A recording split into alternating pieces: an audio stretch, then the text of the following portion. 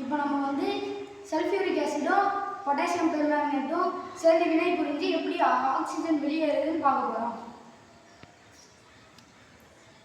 நீர்த்த sulphuric acid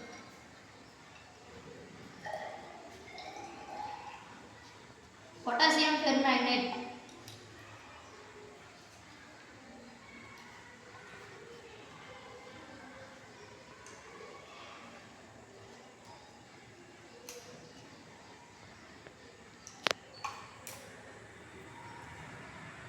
இப்போ நீர்த்த சல்ஃபியூரிக் ஆசிடும் பொட்டாசியம் பெர்மாங்கனேட்டும் வந்து வினை புரிஞ்சு ஆக்சிஜன் இந்த பலூனில் வந்து சேரும்.